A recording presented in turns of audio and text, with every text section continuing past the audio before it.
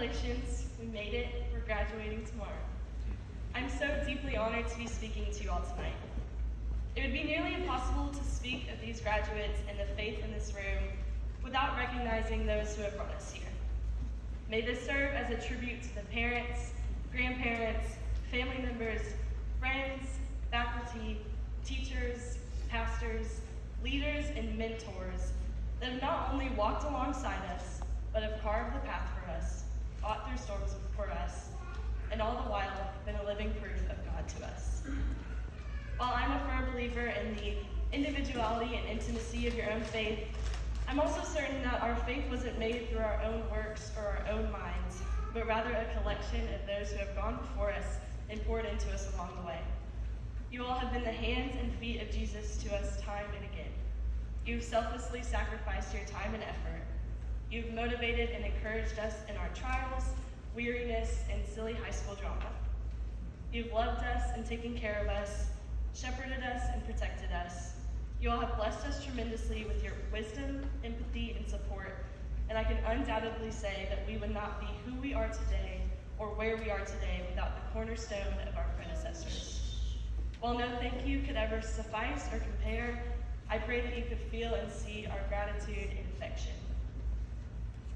As I look across the room, I can't help but smile at the faithfulness of the Lord that is so tangible through each of you.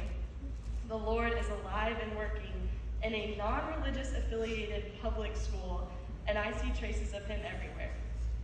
His hand is over the parents in the commons handing out lunches on game days. His hand is over the teachers who stand outside their classrooms to greet their students, or who notice something off and sincerely check on them. His hand is over the displays of talent in the art room and the fact that the AP Art Best in Show was a piece promoting the comfort of God.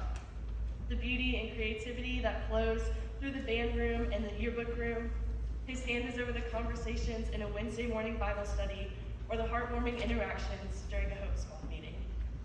He's over the young life leaders handing out donuts on Thursday mornings, or the fact that one of our biggest school quotes, to act justly, love mercy, and walk humbly, comes from a literal Bible verse. This was handpicked by our principal, who always has his Bible open on his desk when I'm in his office by the app. His hand is over the mountain view coming out of the school and the rare occurrence that someone lets you out in front of them in school traffic. His hand is over the guidance counselors that hold the doors open in the morning, the teachers that give out mints before a test, or the staff members that leave their doors wide open to anyone who may need a place to land. His hand is over the coaches who encourage and better our athletes, and the tutors that spend hours thinking of different ways to teach something. His hand is over the siblings that help out with homework and the amount of flowers handed out after an APAC musical. His hand is over the morning prayers that I heard in the junior lot last year, the worship night that was held behind Green Wing, and the way just a few days ago at Senior Sunset, we sat in a circle and praised God for his faithfulness during our time here. Farragut High School has been the sweetest taste of the kingdom. It's been our Ebenezer, our safe space, our promised land. When I think about Farragut High School, my mind goes to the very popular verses in Psalm 23. The Lord is my shepherd, I shall not want.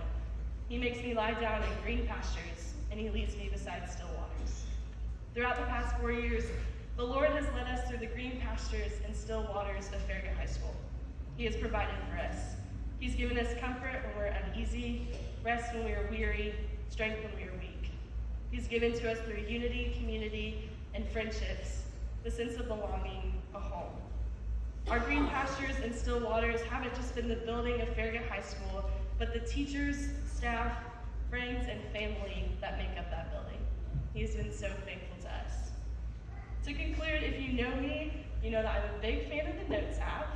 I'm a decently forgetful person, and my notes are filled with random to-do lists, quotes, books to read, and thoughts that I don't want to forget. As I was writing this speech, I started to look through my notes, and I found one from last November with no context. Only reading, we'll stand on a mountaintop and remember the good and the bad, and finally see that he was good through it all. While I couldn't tell you where I was when I heard this quote, I can wholeheartedly tell you where it has met me. I'm so thankful and overwhelmed to say that we are standing on the mountaintop.